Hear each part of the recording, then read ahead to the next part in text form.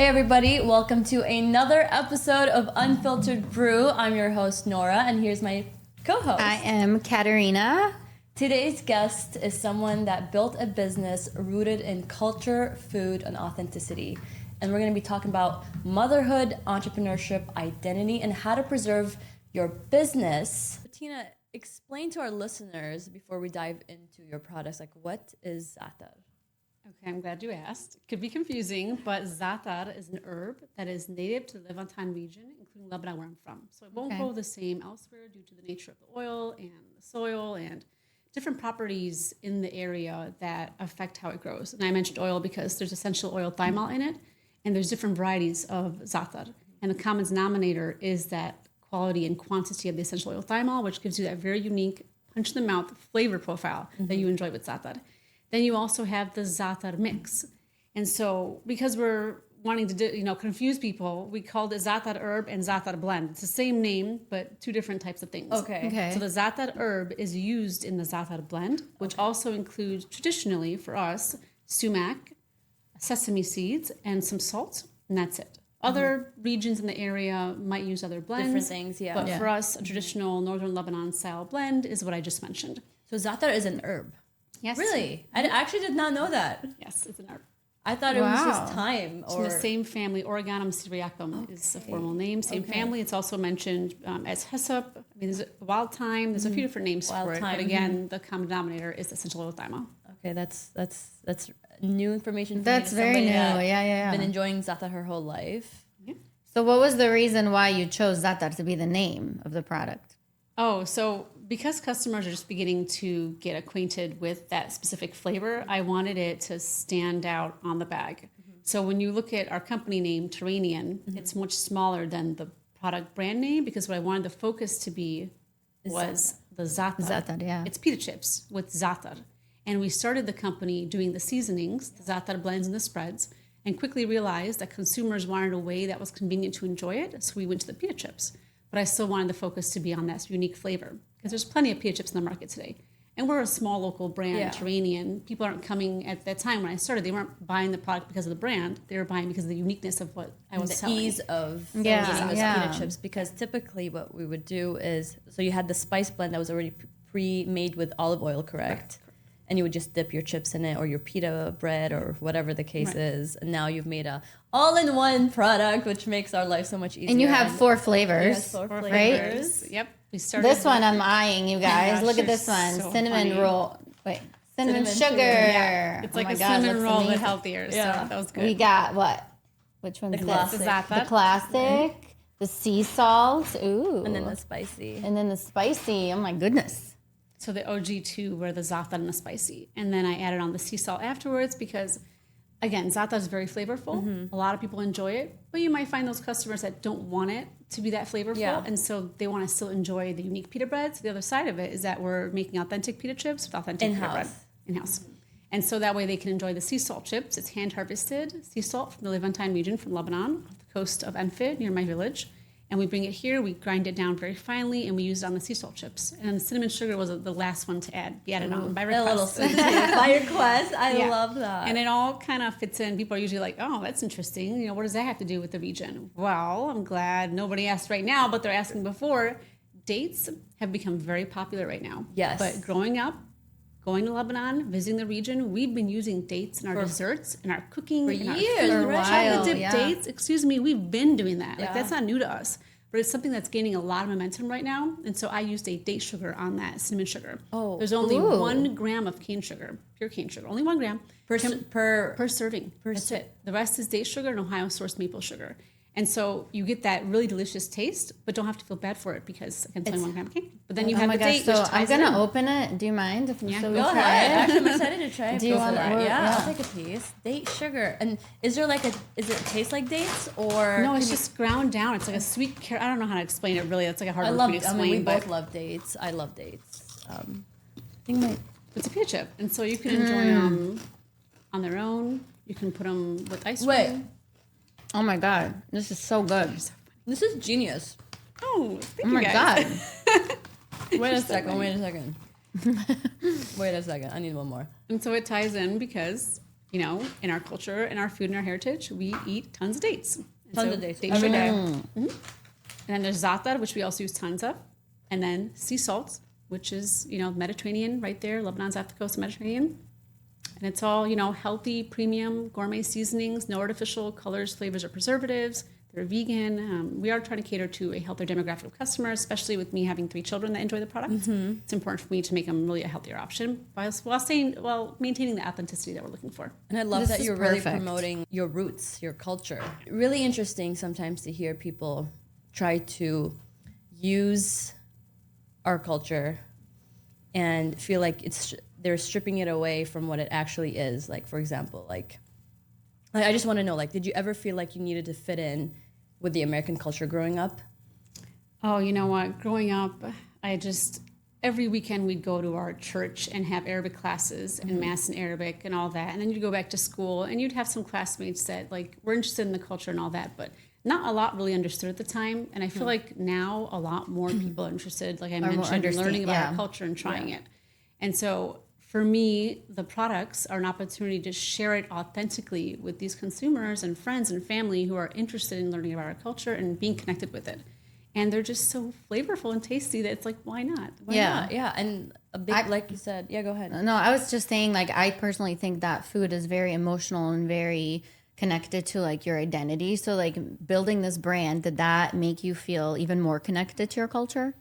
Yeah, so this was actually my second project. My first project was a platform called Your Lebanon. And I started that back in 2015 when I realized that a lot of people were looking for our authentic recipes in English. And the only ones you would find were typically like hummus and tabbouleh. But then kibbenaya and kefta and all these more, you know, more unique flavors and recipes were only available in like... They were only in Arabic. And so I started off doing that first. And then I began realizing that, you know, people cared again about our culture and heritage. But then it also allowed me to, I know in the beginning I mentioned that the food was how we stayed connected with Lebanon. Yeah.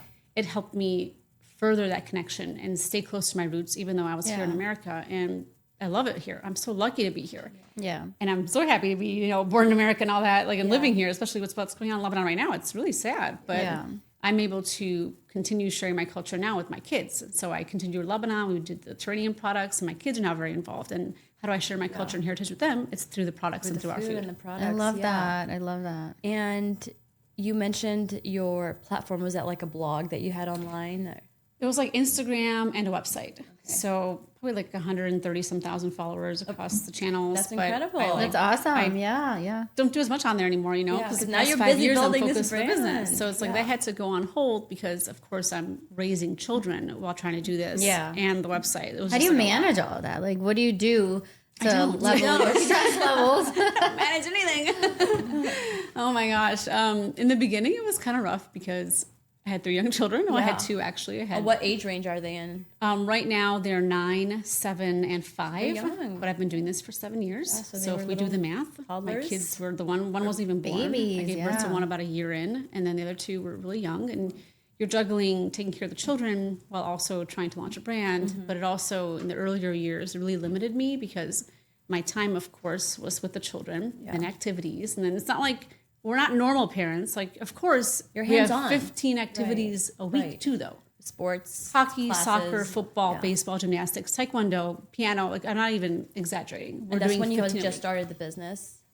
So we're just constantly busy with the kids. But then I'm like dragging my laptop around with me. Yeah. So my laptop would go with me everywhere. It would go, if they're in practice, like, okay, well, I mean, I can work. But if they're out of practice, everything gets put away. So it's just like I'd had to manage dividing my time in order to work on the business, but also be with the family. And it was harder those first few years also because a lot of people who have emerging CPG, consumer packaged good brands, they're traveling. They're going to shows, they're networking, they're going to events. I couldn't do any of that the first 5 years. And so once my youngest, our youngest, turned 5 and started school full day, it was part day before that. I was able to then start going to these shows. So a couple years ago, I went to my first. And last year, I went to 2. This year, I'm going to 4. I'll be at 4. And each of those shows is incredible exposure with big national retailers, Midwest retailers, regional retailers. And that's what you really need to be able to grow your business. These opportunities to connect with these people that how else are you going to meet them? Like I'm in Cleveland. I love Cleveland. I love it here. It's amazing. Thank you. The community is so supportive here. It's been wonderful. But, you know, you're comparing my brand to a brand in New York or a brand in California or a brand in Chicago. Like there's more. You want to go beyond access. New York. You want to go nationwide. Yeah. Right. And then brands that are in those other bigger cities typically have way more resources for this industry than I have here. When you say and resources, since I couldn't travel as much with the younger kids, I was more limited. And now that I'm able to travel more, hopefully we can keep growing it. Were you like a one-time? I'm sorry, go ahead. Were you a one-time, like a one-person show when you first started the business? I'm still a one-person show. No, I'm kidding. Now I have my cousin helping me. Let's go, Tina. We both have the same name. It confuses everybody. We're both named after our grandma, Tina and Tina. You might know her, Tina Lies. Maybe. Rita Lies' sister. Oh, so Luna's okay. best friend. I know Rita. Okay, Yeah, there you go. so her sister. So she's on board with me now doing the business. She joined me last year to help me out, but I'm a solo founder. So again, that's funny you mentioned that because typically when you found a business, it might be 2 or 3 people at once divvying up the work, and that way the responsibilities are spread out and you can get more done. Just one person doing it. And I'm still the only founder of the business. I'm still running it. Wow. I'm still wearing all the hats.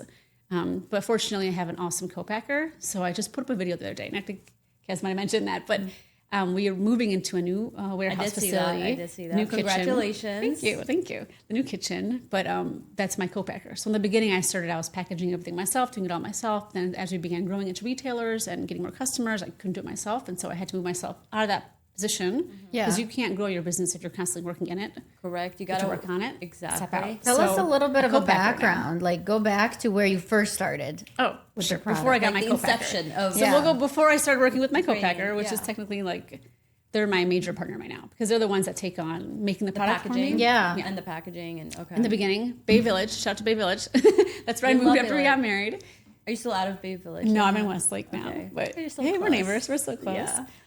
So Bay Village is where I You're started West the business. Sider. West As the Sider. Clevelanders like to Sorry. say. I did go to John Carroll's, so I did have a bit of the East You Side. were in an that. East Sider, and then you went to the West Side. And that's where I met Kat in the East Side. So Don't forget, you're always going to be an East Sider. you're so funny. Don't forget your roots. You're so funny. So I started it online right before COVID hit. So December 2019. And I'm like, What a timing. You guys, it's fun. Yeah, it was really interesting. So it's good that we mentioned that. So I was like online, like, all right, online website, family and friends, December 2019, let's do this. And then like a month later, I'm going to grocery stores. Like, let's go to grocery stores now. And they're just like COVID hits. Everything's And it's like, shut. Lord, everything's shut what are you down. selling? Za'atar? Do you have toilet paper?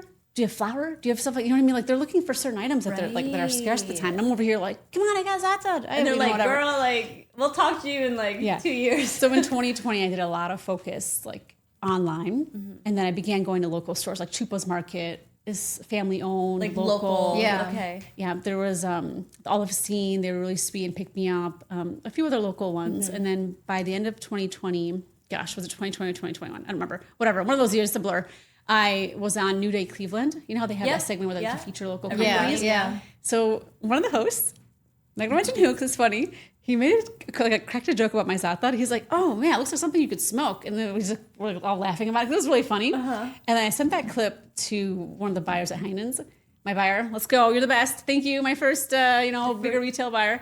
And he's like, okay, that was, like at first I'm like, hey, I have these pita chips. We met a few months ago. You told me to reach out. And I had reached out, but the firewall blocked my email. So I'm like, you know what, let me try again. Okay. And so I tried again. I'm like, hey, I have the packaging done. And he's like, oh, hey, I'm sorry. I didn't see your email earlier. But now we're in the thick of it. It's Q4. We're going to the holiday season. Like, it's really hard to bring out a product. I'm like, oh, it's okay. Here's a link to an interview I just did recently. He responded. He's like, that was so funny. That was hilarious. Like, just get on a call with me. Let's bring him in. And so we got into the first stores. Great job. Yeah. And that's when I ended up taking it from Bay Village to Jasmine Bakery, which is my family bakery. So I popped my head in there and I was like, hey, I have another idea. I want to do the pita chips and I want to do the za'atar and I want to do whatever. And they're just like, okay, Tina. And they want Tina's crazy ideas, pat on the back. But so we started out like in a little corner with one oven, like one of those rack ovens where you like put the trays in, you know what I'm talking about?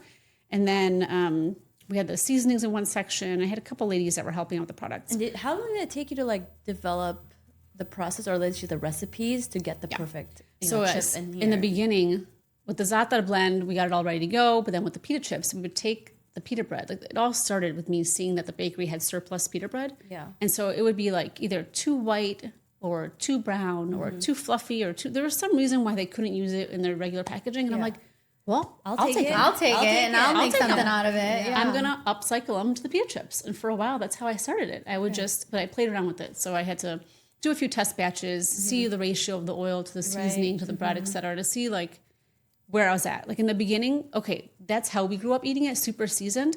But I'm trying to introduce it to the American consumers. Yeah. I don't want to overwhelm them, so then I had to adjust the flavor profile on it. And it was actually a comment that someone who also a really great guy that I can email occasionally for advice. He made. He's like, hey, your flavor is really good, but it's too strong. Yeah. I think maybe you should do a little bit less seasoning. We like to soak it. Yeah, we could go through like a whole bag of za'atar in a day. But our friends, they really want to enjoy it, but they don't want that much. Yeah. So I would adjust the recipe and just like did test batches and testing in the market. Wow. And like I know, entrepreneurship gets really glamorized online. What is something that you haven't shared about your journey of starting this business and that you haven't really told anybody that you've gone It's through? so funny. But last week I posted something and I did a slideshow and I'm like my favorite flops as a consumer packaged good business. And one of them was an entire pallet of broken glass spread jars. Oh, no. Because product gets damaged in transit. And who's stuck with it? Like You I'm stuck are. with the Yeah. cost of it. Yeah. And so one big one is product damages. I mean, we've had pita chips crushed before on pallets. The spreads exploded. Like there are just so many things that could happen that, I'm not like... From the moment it leaves your warehouse to the retailer. Even at the warehouse it could happen. It can happen anywhere. Yeah. And then like you're responsible. So that really sucks, right? And then there's the issue of sourcing. So during COVID, I had a jar sourcing issue, like my glass jars. Oh, wow. I was in the labor and delivery room with my third child, sitting there like this, looking up glass jars. Oh my God. I will never forget it. I'm like, I don't care. I did it, whatever. It's fine. I'm not complaining. Hey, you gotta do what you gotta do. I love it. I'm pushing out a baby right now. I'm looking I'm gonna multitask somehow. Sorry, it took 9 hours for the baby to come out. But I found another jar. I'm sorry, I had to focus on this jar. Oh my gosh. But yeah, just stuff like that. You know what I mean? Things come up and you have to, have backup providers. You have to have ways to facilitate keeping your product safe and Sanj. It just seems like you had so much going on and you still kept pushing. Was there a moment you ever doubted yourself through the process? I would just be like, after the first year, I'm like, you know what? I've taken time away from my children and my family to do this. There's no going back. Like every amount of time that I'm spending doing this instead of being with the kids, like I need to make it worth it. You know what I mean? Yeah. And I've had a lot of really good support. So like my husband's been very supportive, my parents, my father-in-law, mother-in-law. They've all been really hey, you want to do it? Let's do it. Like you want to do pita chips? Okay, let's roll. And so as we began growing, even if you doubted yourself, it was kind of like, just go back to the roots of why you started. Like, why are you doing this? You're at why. What have you invested in? Where are we going with it? And just reviewing your why and reminding yourself that you will have setbacks. And especially in this business, you're going to hear no so many times, you guys. Not every retailer. Do you know how many packaged goods there are out there? When I started, there were probably 5 competitor pita chips. There's 50 now. There's so many now. Yeah. And so it's I need to understand that no does not mean no to me. So if a buyer tells me no, I'm like, oh, okay, it's just going to motivate you. I'll call you back in a couple months, or I'll check in next year. It's never a no. It motivates me, first of all. And then secondly, it's it's later. Let's talk later. For me, it's let's talk about it later. Because a lot of things can happen from when I'm presenting to a year from now or 6 months. So I use a program called HubSpot, and it allows me to record all my contacts in there, all the buyers I want to reach out to for different retail stores, and then, write in when I contacted them. And then put a note that says, they said no for now. We'll call them in 6 months. Yeah. Yeah. So but it's just hearing no, applying to all these things and getting no a bunch of times. But for every 100 you apply to, you get one really good one. So you try to keep at it. Look at this. You're in Heinen's. It's my favorite store. Not only Heinen's, she's in over 500 stores nationwide. Yeah. That's incredible. That's amazing. Can I list some for anyone who's listening Please to go do. buy them? Okay. Local to Cleveland, please list us some stores right now. Well, they're on the website, Terranean Herbs. You can find one that's local to your zip code, but we're in Fresh Time. Select Market District and Giant Eagles. Select Local Myers. Heinen's, as you mentioned. Gingham Market, there's a good amount of very local ones like Lucky's Market and Dave's that have been supporting us since day one. All these local ones really picked us up early on and kept us on, which means so much to a local brand, because if you go to other retailers that are nationwide, you have to be able to say hey, yeah, I'm in all my local stores. They're supporting me. Because if you don't have support where you're from, how are you going to grow and have support elsewhere? Yeah. So we're also going to be launching in World Market coming up. So maybe look, guys, go You get a world should market try end of to May. reach out to Sweet Berries Market. Ooh. They're so good. They have all their products, all their meats, all their. Yeah. It's in Wycliffe. Okay. And I just love going there. I literally will drive 30 minutes just to go there. Okay, So I think it's Sweet Berries Market. Sweet Berries. So Yeah. some brands do something called like a guerrilla tactic to get in, where anyone who's looking for their product, they tell them like, hey, if you guys are potential customers, please ask your stores. Tell your stores like, why aren't you carrying Terranean? Yeah, like pick up Terranean pita chips, and then the stores will come to us about it. I'm gonna go okay. to Sweet Berries and I'm You gonna got me, bring one Kat. of these and be like, this needs to be in on, store or I'm on not the coming shelf. back. I drove 30 minutes to get here. I want my pita chips. Yes. Oh, you're so funny. Yeah, that's amazing. But a lot of people do that, and that helps us out a lot. So thank you. Did you get any pushback from the community, say, because this is a product rooted in your culture and your identity? Did you feel like, were you scared actually from what the community was going to respond? Okay, so what's funny about that is that I had like a couple comments that I saw online from people who were Middle Eastern that were like, oh, why is she charging so much for, I'll give you an example, like za'atar, is like Oh my God. $14 for a pound or $15 for a pound. Oh my gosh, why is it so much? And I'm just like, you get it for free from your grandma back home, Right. but your ticket cost you $2,000 to get there. So no, it wasn't for free. Like by the time you consider the cost of But buying you're the product, so right though, because literally the za'atar I have in my freezer right now, my mom brings from back home. yeah. She lives in Kuwait, but she gets it from Jordan. So it travels from Jordan to Kuwait. And to you don't understand the value Ohio. of that. Ohio. You don't understand the value of Yeah. that. So $15 for a pound, that's really cheap, especially when you consider the quality of it. And I'm just throwing out numbers right now. That was like Yeah. 5, 6, 7 years Right. ago. But I mean, you have to look at the cost of it from the production, where it's made and buying it, having it get here, and then get to the grocery store, and then there's online costs. I mean, by the time it's all said and done, a consumer packaged good brand probably makes 5 to 15%. Yeah. That's What it. yeah. That's it. The Yeah, rest is profit margin distribution. The isn't- rest is the retailers. The rest is marketing and trade spend, and so many different parts that go into it, and damages, all of it. Yeah, they don't understand. They don't what understand like that. behind I don't- every yeah. product. So that on was the my shelf. first thing. I'm like, come on, Yeah. come on. Did you respond? Someone from my culture? Did you respond? Oh my god, I don't remember. And if I did, it would have been like a very. I really don't remember. I But just the knew thing it stuck is, out. like, It stood you out to say me. that, and it really reminds me of even like for my culture, like Croatians, like they're the first one to be like, "Oh, that's so expensive. Why are you doing that? You should." I feel like what is up with all these cultures coming back from home? You know that they're literally everyone complains about the price, but they don't Yeah. see the value of the There's item. the value you in know, it, and then there's like you just have to understand that there are so many other factors that go into play into what you're paying for. Yeah. And so that was the first thing. But outside of that, it was all really great feedback. It was people saying like, "Hey, you know, it's 2020. I can't go back to Lebanon. I can't travel. Airports are closed. No one's traveling. How are we going to get our za'atar? Yeah. How are we going to Yeah. get? I got you. I got you guys. Like I have it. You know what I mean? I came on a container a month ago, so it was Right. like a way to provide this product that customers would have gone back looking for in 2020, and I had it for them online. so do you sell this back home? Oh, in Lebanon? Yeah. No, not yet. I have had, I am working actually also with a group, a Midwest group that tries to get brands to export. Okay. And so one of my target areas is the Middle East. Which it's like funny because I'll bring the za'atar here to And then- Cleveland, and then you're make gonna the ship products back, and send yeah. them back. But no one really does that over there. And I know Yeah. we were talking earlier, Yeah. but we were the first pita chip company in North America to do za'atar pita chips, to do spicy za'atar pita and chips, it to was- date sugar pita chips. Like I swear, when my friend brought him over a couple of years ago, I think 2021 or 2022, I'm like, this is genius. Why hasn't anyone else thought about this? It's just the best. funny because I did not create the pita chip. I did Yeah. not create za'atar. Yeah. I did not create za'atar pita chips. just- Like, people might have been doing them in their homes Yeah. and whatever. Yeah, but I'm the yeah. first one to bring it to a retail Yeah. market, to retail stores nationally. So that's our wow. claim to We fame. grew up eating like pita bread sandwiches with za'atar. The Yeah, the za'atar herb. blend with the herb, Yeah. with the olive oil. Like every morning to school, my nieces grew up on za'atar. They love za'atar, manaish, manushe. Like, Yep.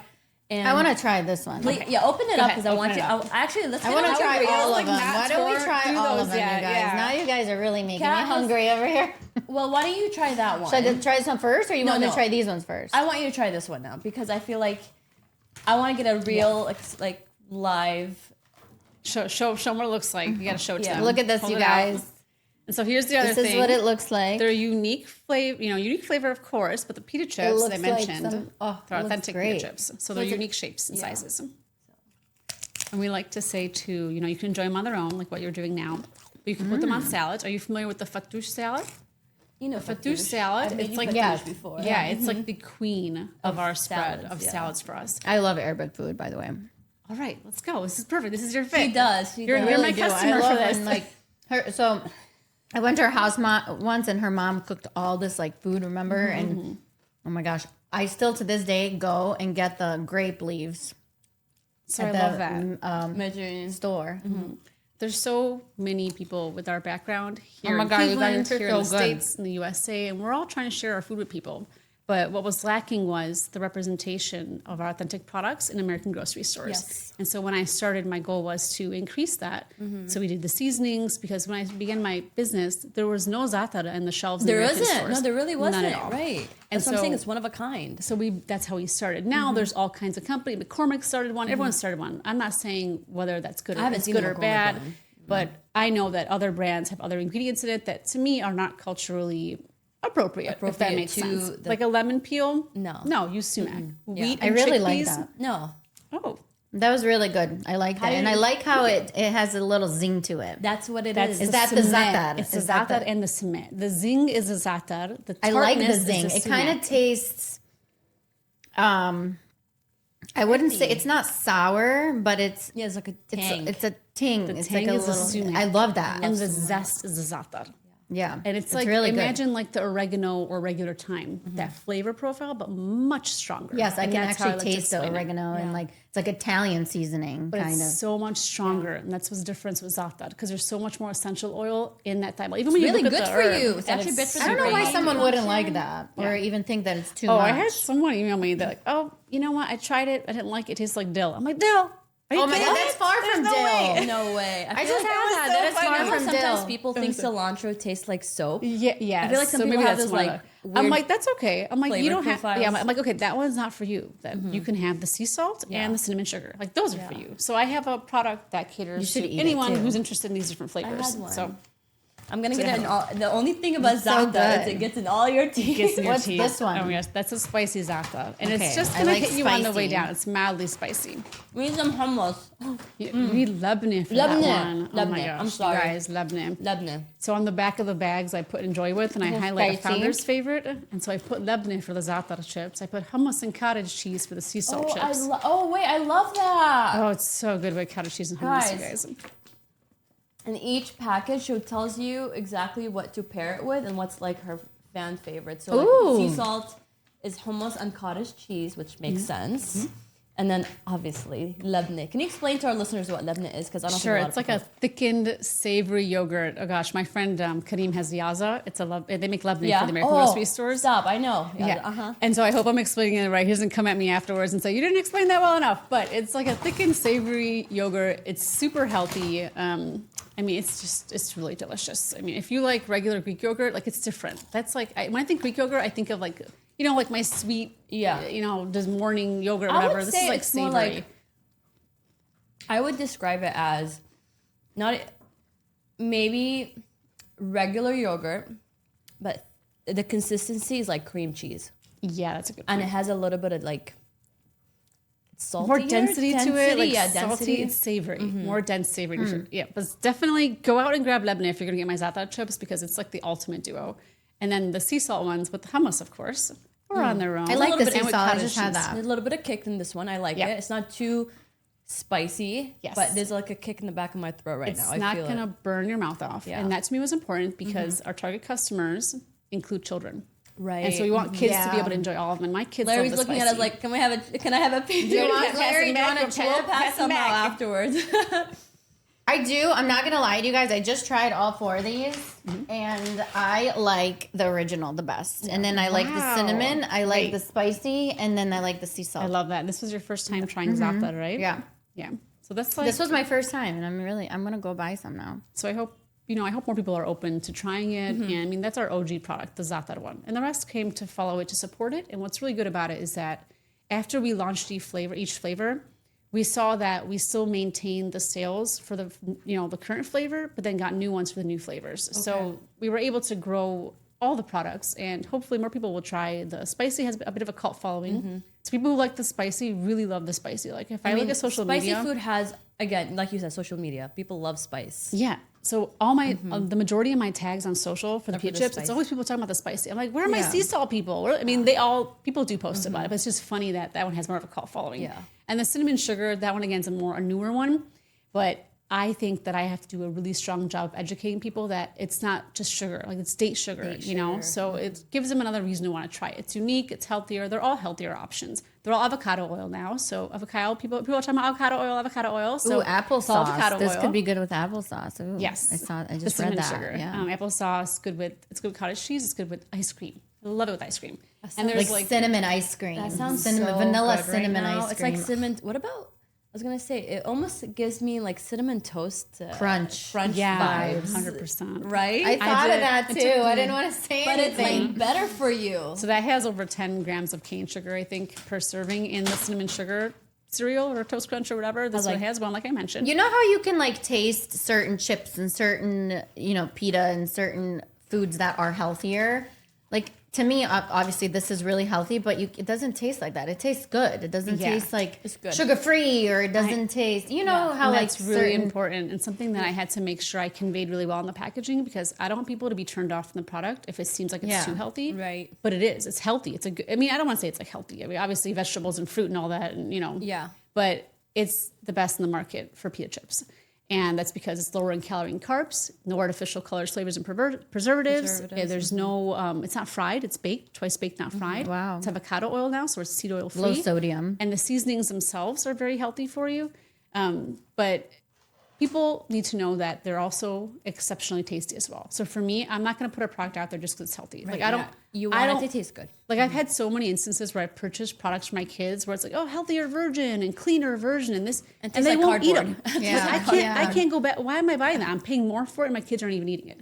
So I needed something that consumers understand that my chips cost more than Stacy's. They cost a little more, but they're a gourmet higher end product. They're meant to be that better quality, High quality, premium seasonings, for healthier you. seasonings, etc. But I want to make sure they actually enjoy them. Like I'm not going to put anything on the market that I wouldn't buy myself repeatedly. And so I had that issue with other brands before, which was disappointing because I wanted to support them. I wanted to enjoy them. I loved the idea of it, but it just didn't taste good. And I'm like, I can't have that happen with mine. So Yeah. No, it definitely tastes good. Great job. Great job. thanks, girl. Do you think, your recipes and your identity to these products like help preserve your culture? Oh, I love that. I love the word preserve. I like the word preserve. I like the word promote. So a lot of people right now are, again, like I mentioned, more interested in our cuisine. Mediterranean food, Middle Eastern food is actually the trending global inspirations for the deli show that I'm going to, and a few other data providers mentioned that those are the trending food flavors. So I feel like preserve is a strong word because I hope to keep doing this. I hope this isn't just something I did for 7 years and it's done. Yeah. Like in 20 years from now, I hope the brand's still around. In 30 years, I mean, I look at these other national bigger brands and how, it doesn't come to mind right now, but I know there are some out there that were based off of people's authentic recipes growing up. And I hope that ours gets to be that. And so that when my kids are older, they have something in the market that is true to their heritage. And that even now, when I talk about my children in their classrooms enjoying the za'atar chips and their friends like knowing what it is and eating it with them, it makes them feel connected as well. I love Oh, that. I love that so much. Yeah. So like you have the pita chips and, obviously you want it to grow and go nationwide and go all over the world. But do you want to potentially go into something else other than pita chips? Like expand the product. Do you ever think about that? Yeah. So we right now have spices, we have spreads, the za'atar oil and the za'atar blend. And then we have the pita chips. And what's funny is that a lot of emerging startup brands, they pick one product and they work with one buyer. So for example, they do the chips and they work with the chip buyer. For me, I was working with the seasoning buyer, and I still am, and the spread buyer, and there's just so many different buyers, And the so many jars. decks, and so many people I'm working with. It's just like having 3 separate companies. You know what I mean? So I think for now, I'm going to focus on those 3 areas. Yeah. But down the line, I have some ideas that I'm kind of tinkering cooking with. in the I kitchen. love it. I love it. So how do you feel being a mother, building a business, being a wife, managing all those different streams has helped you develop emotionally as a person by navigating all those challenges? It's a good question. I think that it's important that whatever you're doing, you really love. So to me, this isn't like I'm doing another work. I'm promoting my culture. And very importantly, which I haven't mentioned yet, but I'm providing work opportunities for immigrant women. And so for me, I feel like having to juggle all of that really made me focus more on what's important. So I've had to prioritize my time. I've had to focus on myself. I mean, after a few years, I kind of burned out. I'm like, I'm doing too much. I'm worn out. Like, I need to focus a little more on myself. And that to me was a huge growth step. Because you were honest about it to yourself. Yeah, exactly. It was a growth step. It was something that I previously had never really done. I never made time for myself to do anything. It's constantly working, like work from one job to another. Even like through high school, through college, through law school, through all of it, I was doing 4 or 5 jobs. Like I was constantly hustling. So it's no surprise that I ended up doing a business. You're wearing all these different hats, but I had all this different experience through all these different jobs that I had. I never really took a break for myself. And so after having kids and after running this business and doing all these different things, I'm just like, it's time to start saying no. I'm typically the yes girl. Like, oh, you need help with that? Yes. Oh, I have to do this? Yes. No. I began just like cutting back, like taking myself off of boards. I would be on different volunteer boards. I started stepping back. I used to be on different church organizations. I started stepping back. I'm like, I got to step back from all these things and prioritize my kids and my work and my household and my family, and importantly, myself. And that to me was, again, I mentioned, a growth step because I had not done it before and I was burning myself out. And people who are working and doing as much as we're doing, like, you really need to take care of yourself because you're not going to last in the long run if you're not taking care of your health mentally and physically. And I love how you say that you started to say no. And I just attended a book tour recently. A writer, serial entrepreneur, founder, and her name is Emma Greed. And she says during the show, she said, no is a full sentence. Set boundaries.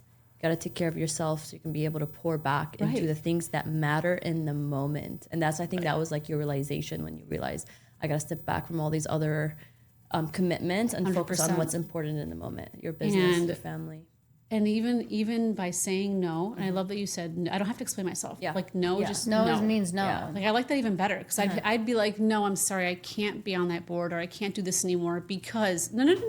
Just, no. It's just, I can't. I'm sorry. Thank you for asking or thank you for having me or whatever. And that started to free up time for myself to where when I get to bed at 9:30 and I put the kids to sleep and I'm laying down, I can read my books or I can watch Game of Thrones again or I can do whatever for an hour instead of working. I'm like, I'm not doing that. You know what I mean?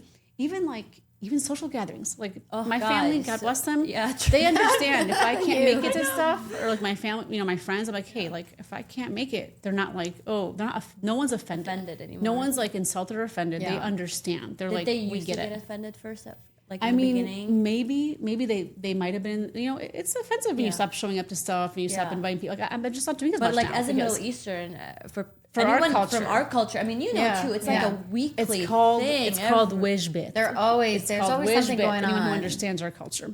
Wajbit, which means homework. Technically, if you want to translate it, it's like face, showing face properly. I'm trying to translate it.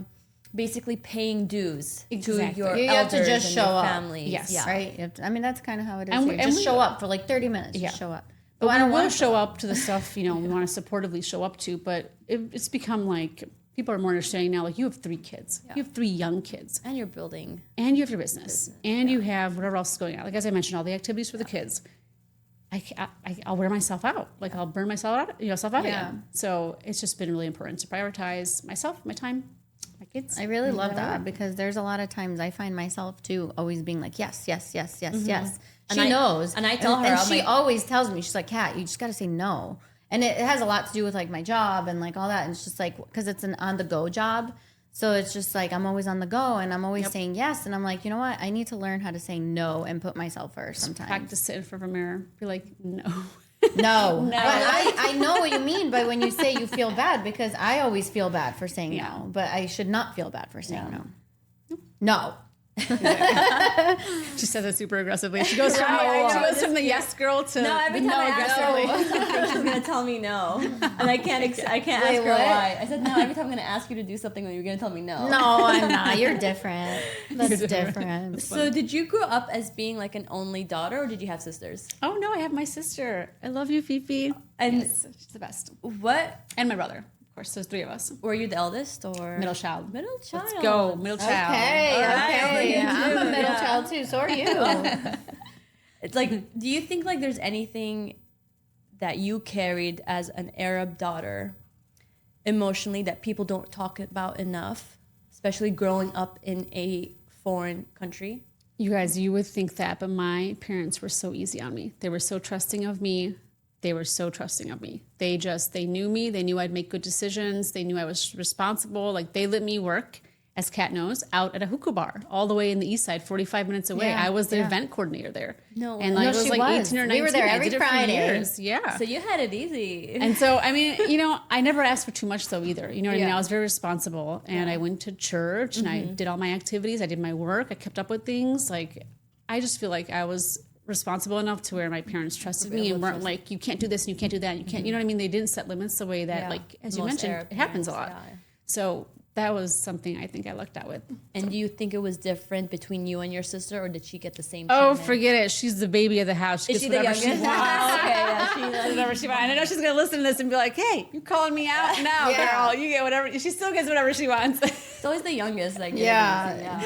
Do you think that throughout the years, your success changed your relationships and friendships? Oh, that's such a good question. I haven't really thought about it. You know, it made me really realize who was being supportive of me, because there are people that just keep showing up repeatedly. People that step in to like help with the kids when I have to go out of town, or they go and they buy my product, or like, you know, people from the community that I haven't talked to in so long are ordering my products online. And it's just, even social media, when people, friends and family leave comments and likes and reposts, they're just so supportive. It just shows you like they want you to succeed. Like, that's my friend. I want her to do well. And I've been lucky to where I haven't come across anyone in my circle, close or otherwise, that's been like jealous or resentful or negative towards what I'm doing. Yeah. And yes, like we say, success and whatnot, I'm still very early in my journey. Yeah. You know, I'm still a small business. I'm still a local business. I have a long way to go. But I've done, you know, I'm very happy with It's where an we are. amazing Especially on my accomplishment. own. Are you Own it. Are you serious? serious? You know, Yeah. there's just Own like it. so much more to go. Give yourself credit. you're so for funny. sure. Thank Like, you.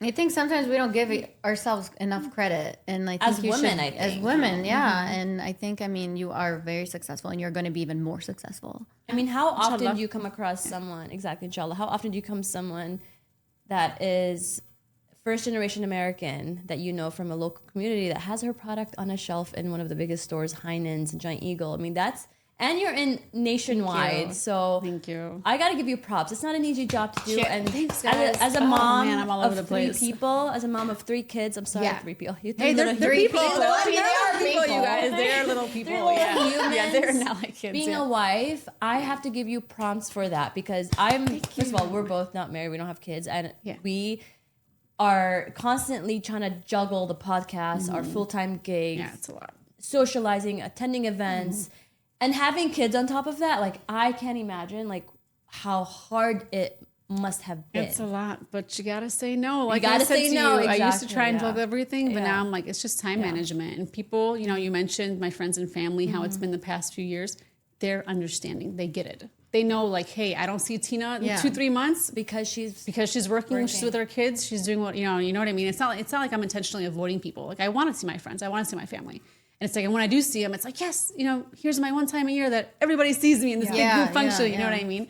But they're just understanding, and I think that like makes me so. I grateful. love that. I love that very much. What's something that, as a founder, you wish people knew before starting a business?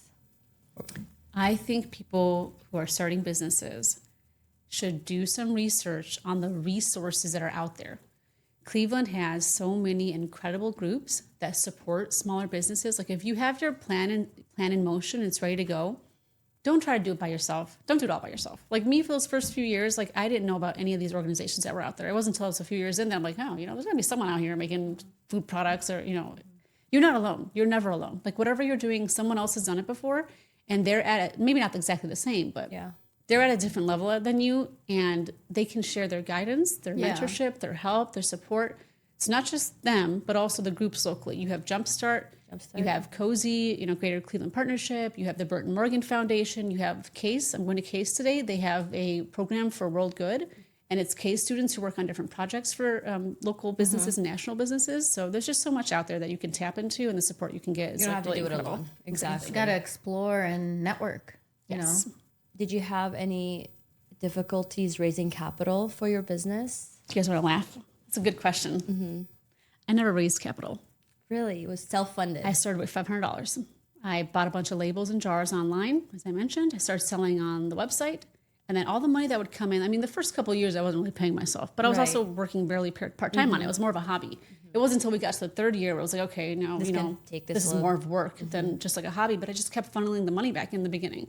And I was able to do that because, I was doing your Lebanon, I had my other work, and also I was at home with the kids. So it was like I didn't have to, I wasn't relying. So this is a very thing that I'm very fortunate about. I wasn't relying on a full-time salary for myself because I was with my husband and my family, and I was working my other small part-time jobs and different projects that I was doing. So those first couple of years, the money went back into the business. And then I did the Cleveland Chain Reaction, which is, I met Cass there, wave. My dude, thank you. And then, so I got funding through them, but it wasn't like raising capital. It was just like I got grant funding. And so I was able to use that for marketing and for equipment and for growth, et cetera. And then recently I mentioned Jumpstart. So that was Cozy Greater Cleveland. Love them for that. And then, and they're having a new, I think actually anyone who's interested, they're doing a call for applications coming up soon here. I believe I read that for the next chapter of people who are doing the competition. And then there was also Jumpstart gave me some funding as well last year through a program they were doing to get brands to grow and get to become bankable and get some investors eventually. Yeah. So right now I'm currently 100% owned by myself. That's I had amazing. the random amounts I funded. And then I mentioned Jasmine Bakery. They're the bakery that is the commissary for the Aladdin's Eatery restaurants. Yeah, we So know it's our Aladdin's. family. Oh, everybody knows Aladdin's in Thank you. Cleveland. Yeah. And so they took on a bigger role as a partner of mine as my co-packer. And so they fund my ingredients and my packaging and all my product. So I don't have money tied up in inventory. They're tying it up for me. But as we grow and we get bigger orders, they have the capacity to they have do the capacity. so. So they're much bigger. Yeah. And as I grow and I get bigger, I will eventually have to begin doing capital raises or looking into investment opportunities, et cetera, because you get $1 million purchase order from Target or How are you gonna whoever. fulfill it, right? I can't expect the bakery. Hey guys, We got can you please tie up your money? You know what I mean? Like, I Yeah. can't expect that. Like right now, it's worked so far, but I want to keep growing. And to do that, I'm going to have to tap into these other resources. Yeah. So Did you ever start practicing like a pitch just for fun? So I have like a deck ready. And I have the deck for the investment. And actually, Jumpstart helped me get it ready. I have an advisor there, Patty and RC. So when the time comes and with the right person, You'll be ready. I do have it already. Okay. And it's a little different than what I do. I mean, in the beginning when I started this whole business, I wasn't expecting, I didn't know anything about it. I have no prior experience. I'm not some McKinsey former analyst. You know what I mean? Like I just started it because I wanted to and I felt the passion to. And I noticed a void. So down the line, I'm like, a pitch deck? For what? Yeah. Why don't you pitch it? Why am I doing it? And you know what? It's okay. I can do it. I've done this stuff before. Like I've done all kinds of texts and writing. And I mean, I'm a former attorney. Like I can do all that. So I put together a deck for the buyers and then you have a different one for the investors. So everything you do is like, you have to have 3 different faces for it. You have the customer facing marketing and, ads and all that stuff and your customer facing story. Then you have the buyer pitch and story. Then you have the investor one. So I got it all ready. That's awesome. Love that. Great job. She's ready. I mean, and previous She's on attorney, the go. she just slipped that in there very subtly, expecting us to just like Gloss over it. glance over it. love Exactly. Tell us, what would younger Tina think if she saw your life today? She'd be like, what in the world? How random. Like, was not expecting this. Again, like I went to law school. I did law. I practiced bankruptcy law. So I would do petition filings. I was on one end where I would deny with the U.S. Trustee's office. And then I was on a petitioner filing where I would help, fill out the petitions and submit. So I just expected to do law, I guess. I majored in political science at John Carroll University, did a double minor in Spanish and philosophy, concentration in international studies.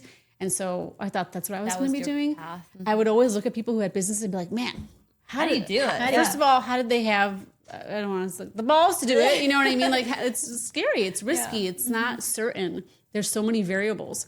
And I'm just like, wow, that's crazy. Good for them. I never thought that I would be doing my own. But I think because of all my different work experiences, I mean, as you mentioned the hats, all the hats you wear as a business owner, I've had so much random experience through my work that for me, I was able to do it. I was able to come up with the plan. And I think my law background had a huge part of that too, because the writing, the planning, the critiquing, the data, the negotiating, the research, all those different skills, the public speaking, all of it tied into what I need to do at my retail meetings, my buyer meetings, the trade shows, you know, social media, all that stuff. So it all kind of just worked out. It all kind of worked out for, like, you know, for where you're at now. Like, everything that happened in your life led you to this point. Exactly. And I love that. Did you carry any guilt leaving practicing law? No. Hate to say that. I love my classmates, love everyone that was doing it, but I get to work my 140-hour work week when I want to work it on my schedule, from home, from wherever. And that flexibility is something I would never trade ever, especially with young children. Yeah. You know, I said I go to practices, take my laptop with me. Like, I just don't think I would have the lifestyle I have now had I been still practicing law, which a lot of my friends practice law and they're amazing. They love their work. But for me, I feel like as someone who was constantly having multiple jobs at the same time, I can't see myself doing the same thing all day, every single day. Like, I get to do my day, all kinds of stuff. Yeah. I'm doing all kinds of things. I'm doing R&D. I'm doing marketing. I'm doing, you know, presentations. I'm doing traveling for work. It's just so much stuff that I get to do right now. And I love that you mentioned that you are wearing different hat, and that's the story of a founder. You are really doing everything yourself. Yeah, you know what your podcast, you know all of it. Like, I mean, we do the same thing. Like, I totally resonate with you on being like, I can't do a 9-to-5 job. I can't do something that's similar. Like, every day you go in and you do the same thing. I get bored easily. I can't. And I'm like, in my job, like even with us now with the podcast, we're always doing something different. Or even with my full-time job, I'm always doing something different, whether it's planning events or whatever it may be. It's just, I can't do. So I very resonate with what you just said. Yeah. Thank you. And for me, like, this type of work, it's so fulfilling because I cover the culture aspect. I'm promoting my culture positively. I'm doing something my kids are looking up to. But again, I'm creating work. I have an all-woman immigrant team, moms, refugees, single moms, grandmas. That's incredible. That make the product, that support the product growth. And it's just like, as I grow this business, I'm able to support more people like that. Providing opportunity. And that to me, just nothing can compare to that. So it's very touching. I love that. Thank you. That's incredible. What is something that you want to instill in your children as you're building work this ethic? You have to work. Do your work well. Show up on time. When people are relying on you, don't mess up. Like, and that's something you can apply whether it's to work or to group presentations at school. Yeah. When people rely on me, that's when I show up the most. Like, I want to make sure I'm delivering and I'm on time. And so I think work ethic is a very important one. For sure. I think that's... But you say no. And say no. But that's such a good point, because I think... Not to me, though. No, not to mom or dad or grandma or grandpa. And I know you said, you left practicing law, and obviously, like, you don't work a typical 9-to-5. And I also left the 9-to-5 corporate world. But like you said, it did teach you responsibility and showing up and delivering when you need to. And that's something that, if you're somebody that's listening right now, like, don't quit your job just yet. Like, your job's actually teaching you incredible life skills and communication skills, and showing you how you need to show up to yourself and to the people around you at work.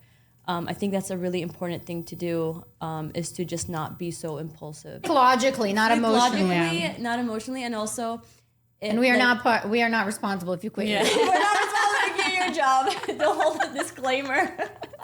Just saying, this is just our own opinions. Yeah, but it's like having a job will give you structure and teach you like have to still wake up. Because I remember there was a stretch of time like before I quit.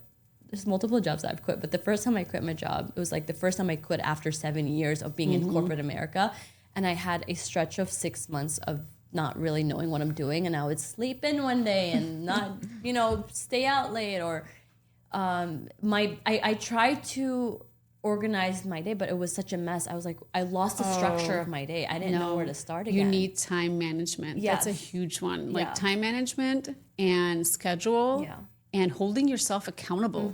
Like who's gonna check in with you to make sure you did those 4 different items you said you were gonna do? Exactly. So it's like every day, find 3 major things you have to get done and accomplish, and you get those things done. And get your schedule set. I mean, even if you're working for yourself. But this is how that whole mentor thing comes in, because for me, like I have an advisor or a mentor that I check in with once a month, and I'd be like, hey, we talked about this last time. I did all this stuff that you asked about, and they hold you accountable. Because if you're on your own, kind of making your own schedules, not everyone can. Yeah. You have to be able to manage your time and make sure you're doing things like efficiently too. On top of that, for sure, and holding yourself accountable, holding your partners accountable, right, Kat? Yeah, right. I love that. But so you have a mentor, which is awesome, and like people feel like, I think at any age in life they kind of feel, I feel like some people might be intimidated to seek a mentor, and mentors are typically really, really busy people, right? Yeah. So how did you find yourself a mentor? Oh, so gosh, it's like it's not the regular mentor situation. Like right now, there's just a few different people that I can reach out to when I need to. I just found people who are experienced not in what I'm doing, but also like other things, because I like their diversity of thought that they can bring, the perspective they can bring. I think just talking about what you're doing, you'll find people like you should talk about it. So I have more of advisors that I check in with. They're people that like consult. They go back and forth with you on your ideas, similar to mentors, but not as formal as a mentor. Because some people category. can be like intimidated to ask someone to be a mentor. What are they going to say? No, and what's going to happen? Yeah. Or just like, even if, hey, you don't have time to mentor me, but can I ask you a bunch of questions that at your leisure time, I'll email it to you. Do you mind responding? And then you can get back to me whenever. Yeah. So I have a couple people in this industry. Do you know the company Tony's Chocolonely? No, Tony's Chocolonely. You guys, oh my gosh, it's those chocolate bars that are uneven. Oh yes, of course. Yeah, Wait, the colorful chocolate bars are bright massive. Ones. They have the unique. They have the slave trade free. Like they don't. Can you Google Google all it? of that? Yeah. The chocolate. Yeah, put up for her. So do you know that their national sales rep is in Ohio? No, he's in Cleveland, and I met him. He's like, you've seen these. And so I've bugged him. I've harassed him with questions like all the time. I'm always emailing him like, hey, what do you think about all this stuff? Okay, and he's just like, he's always traveling, he's always working, but on his own time, his own schedule, he'll respond. You know what I mean? Yeah. It's not Oh my God, yeah. Yeah, it's not like a formal mentor relationship, but it's still someone that is open to answering my questions and being there for when I have things in the industry that I'm not familiar with that he is. So you don't have to, it's great to find a mentor, but if you're hesitant and nervous, it's also good to just get these contacts out there that are doing what you want to do and just like shooting an email to them. Like they'll respond. I think people are a lot more responsive and I think more people want to help than we know. Yes. Right.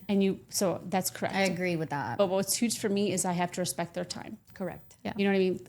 There are some people out there that like think, I don't know how to explain it without anyone getting offended. Well, that's why I just said most mentors are super busy people, right? Doing a million things at the same time. But so do it on the flexibility of their schedule. Like an email, a text, or whatever, once in a while. Don't overdo it. Don't ask for too much up front. Don't ask for like bi-weekly. Don't write a paragraph. Like for me, like at this point, like I don't consider I could mentor. I do give people advice. I do calls. I do whatever. But it's sometimes people are just like offended when I don't have the time to I'm like, I don't have time for an hour-long call. I have 15 minutes for you because you and 50 other people asked me this week. And I have my kids and my work and my whatever. You know what I mean? I don't want to offend anyone, but it's just like, also don't feel like you have the right. I don't know how to explain this. Like it's your right to have someone else, but I don't know how to explain Don't feel like you entitled. are entitled. You are not entitled. Yeah. You're not entitled. Like you don't deserve this person's time. It's not. It's not. You know what I mean? Like if they want to help you, that's great. Ask them, but do it in a way that's humble, that's respectful of their time, that's respectful of what you're asking. You know what I mean? And you're more likely to get better support that way. So that's just one tip. That's very true. Very true. Well, let's do a quick rapid fire. Okay. What's the best Lebanese dish of all time? Oh my gosh. Oh God, that's a hard one. How are you going to make me pick that one? I know, but just give me one. Oh my God, I can't. I can't just give you one. Give me yours. Something I can try. Okay, listen. I really this is I know you said Lebanese, but it's gonna be thrown at me like, oh no, that's Turkish, that's Armenian, that's whatever. Fine. Lahm ajin. No, those thin. Yes. Lahm ajin. Oh my gosh. Lahm ajin. Is that how you say it? Flat pizzas with the meat and the spices, all the stuff and the spice and the red peppers and the herbs, and then herbs. it's grilled. Like, Why don't you ever cook me this? And you know what? This one's I'll similar. cook you this too. Kefta arayis. Kefta arayis. Okay, yeah. kefta All arayis. It's the- kefta flattened on a crunchy bread. You just made keftar, didn't I you? made, but not arayis with the bread. Yeah, I make a my lot gosh. of kofta at home. It's one of my my gosh. niece's favorite dish. My two nieces that live in Cleveland, they Oh love my God. kofta. Try kefta with black. I'm going to do a plug here. I don't even know these people. Okay. Black hat Black Hat or something, pepper, hot sauce. It's like a Okay. black label. Hat, okay. I don't know if that's what it's called. I hope that's what, black cap, black something. I'll have to look it has it a up. black cap. It has a black label. It has like an orangish looking sauce. Fantastic with kefta. Okay, is it hot? Is it spicy? It's like spicy and tasty. Okay. And I hope my Aladdin's Eatery family doesn't yell at me, but their hot sauce, of course, is amazing. Aladdin's hot sauce is amazing Yes. with it too. But that was just a super Brought to unique you one by that's made in Aladdin's. Ohio. Yeah. It's made in Ohio. That's so amazing. So Okay. Most underrated Middle Eastern food. underrated. Oh my gosh. Maybe fette. Fette. Fette. Maybe Yeah. fette. Yeah. It's like chickpeas Okay. and a special sauce with Yogurt pita sauce, chips, like a yogurt yogurt sauce with garlic and lemon juice and different You gotta ingredients. go to my Instagram. I made this in Ramadan. I want some. I made fette bitinjan. Oh, Eggplant I fette. can't have eggplant. My tongue gets all itchy. Oh my god. I know. It was the worst Guys, you're making me revelation ever. hungry. Sorry. But then it also has pita chips. So Yeah. there's my plug. Yeah, my sea salt pita chips go in a fette dish. What's always in your fridge? Always in my fridge. What's one item that has to be in your fridge? The Suja fresh pressed juices. Those, Okay, like, I actually have one. the in my- organic juices. I have Yeah. one in my purse. I think I brought one with me. Only because I am always on the go, and so sometimes I don't have time for lunch or whatever love else. Oh, So I okay. really Can I want the see? beets. Sure. Sorry, And my I just husband really wanna likes see. those That's too, and nice. he's not much of a vegetable eater, so I kind of force him to have them by having those drinks Those are available. good. So you said one item. That's just one. I could think of a million, like hard-boiled eggs, cottage cheese. You know. What is an Arabic phrase everyone should know? Oh my. A nice one. Oh man. Oh my God. Sahtan. I mean, it's just one word, but sahtan. Sahtan. Sahtan. Sahtan. Sahtan. You I put it on my stop, enjoy, packaging. Yeah, it basically means Sahtan. enjoy. Habibis. Yeah, sahtan. Yeah, like sahtan, like to your health, like enjoy to your Sahtan. health. Like, Oh, I like that. Sahtan. What's your biggest pet peeve? for myself, if I'm late, I don't like being late to stuff. I don't like not being on time. I don't like. I can attest to that. She was right on. She pulled in right on time. Yeah, I was actually flying here. I'm like, oh my gosh, I might be a minute late. And just I get stressed out when I'm not on time. You know why? No, I gave you a 15-minute window in that Thank you. I calendar. don't know. You know I'm like that. 12:45, so 12:45. I'm gonna try and get her, as time. But then because the other person's relying on me, right? Yeah. You know, I talk about reliability. They're relying on me to be there on time, so I get stressed out for not being on time. So for me, I know it's like a pet peeve for other people, because then when they're not on time, for me, I get a little annoyed too. Yeah. So So it works that's my thing. both ways. Yeah. I love it. What's a Cleveland restaurant you think what's a Cleveland restaurant you'll defend forever? I mean, I can't. Aladdin. Obviously Aladdin's and Taza and Boaz and all the family restaurants, that whole group of them. But I have not been out to eat in forever, because with the kids, I have their activities. Yeah, and then if I take them, it's like somewhere closer to me, local. So you're going to laugh, but they love going to Fatheads, because Fatheads is loud. Really? And so if my kids are loud and clowning around, I'm not like, oh my gosh. Fatheads Brewery? Fatheads Brewery. Off 71. Either one. The one off 71 or the one off know, the they side. have good food there. They So have good- random, yeah. but they have food the kids will Yeah. eat, and They're they'll loud have and your fun kids there. can just do their thing and you Yeah. don't feel bad about my having gosh. it. It's huge. It's very big in It's there. huge. Yeah. So that was a really random one, but I'm trying to think of a special fan. I really liked Fahrenheit. I've gone a couple times to Yo, Fahrenheit. we had It's been a Chef while. Rocco here. Shout He's out amazing. to He's Chef amazing. Rocco. He's Yeah. amazing. When I first started, he'd post my product for me. I'm like, oh my gosh, thank you. He's the best. He He's really so is. He's the most supportive. humble person that we've had on the show. He's so incredible. He is. Yeah. He literally supports everybody, Yeah. and it's just so amazing. Yeah. He's such a good person. I He love really that. is. So that's who I, top of mind. But I literally, I'm just trying to think the last time Ferris and I went out to dinner together, and it's probably been 6, 7, 8 months. I have no idea Yeah. because. So I don't know. busy What mom. do you guys give me? Give me some recommendations. Throw some at me. Why am I blanking out right now? Where I have we don't been know. recently? Girl, we had Come on. Don't worry. I forgot what I ate for breakfast. It's fine. oh my God. Billy's Martini Bar. Right. She runs it. What is it? What is it? I think Manor. if you want good pizza, have you been to Il Rion's, Where does that remind me again? Ohio City? Gosh, no, I haven't. Okay, you got to try their pizza. Okay. Il Rion's is great. Okay. I can't think. Little Italy Mia Bella. Oh, Mia Great Bella, date yes. night La place. Dolce Vita. Are these you guys? I'm telling you, anything that's over 10, 15 minutes away from my house in Oh, you're on the west side. Oh my gosh, what about Which is Blue so- Sushi? Oh, Blue that's good. Sushi, remember? Oh, and you know what? I also like Luca West. Okay, Luca West West. is great. Oh my right, God. off This, what's it Detroit. called? Tagliatelle. What's that pasta thing they make? That's like insane. I can't pronounce it, but You know what I'm talking about though, right? Yeah, It's yeah. like Aqua round- de Dea is downtown. That's good. I know that one's really good too. on the west side, close in Westlake, Kitchen Social. I know it's like a chain. It's not, but it's. I think the owners. I believe I don't want to Kitchen make Social? something up. But I believe the owners used to be the original owners of Brio. Remember Oh, Brio, okay. Crawford Park Brio, Italian. Ooh, okay. They started Kitchen Social, and Okay. it's There was such one in good Legacy food. Village All right. too. Yeah, Brio. really good food. So Really? it's- and you Okay. can have loud kids in there. It's very That's loud. the in there. Capital thing. Grill, Okay. if you're in Legacy Village, Capital it's a Grill. pretty good place Okay, too. so for me, it's like I have to decide around the kids because I always feel guilty leaving them. Like I don't want, I know date nights is good. Like we used to Yeah. do it more often, but now the kids are older, and I'm just like I feel bad leaving them to go to dinner. So I don't know. Before we end this episode, I want to know what's one thing that women and men that are listening to this episode can remember. Oh, What's one thing you want to Okay. tell them? sure, a little nugget, something we haven't talked about yet. But if you have an idea and something you want to pursue, talk about it to everyone you know because chances are they'll persuade you to do it. They'll give you the push you need, but they'll also might have resources that you'd be looking for to get started. And Kids that are was- home. Wow, look at that. Kids are home. All right, guys. This is a wrap to our episode. Tina Chamoun, thank you so much for joining us. Thank This was you so much fun. much, Thank Tina. you. We had so much fun with you. This is not the last of what you're going to hear from us. We're definitely going to chit chat more. And guys, please don't forget to subscribe. Subscribing really helps us continue these episodes. So please hit the subscribe button if you're watching on YouTube, listening on Spotify, or listening on Apple.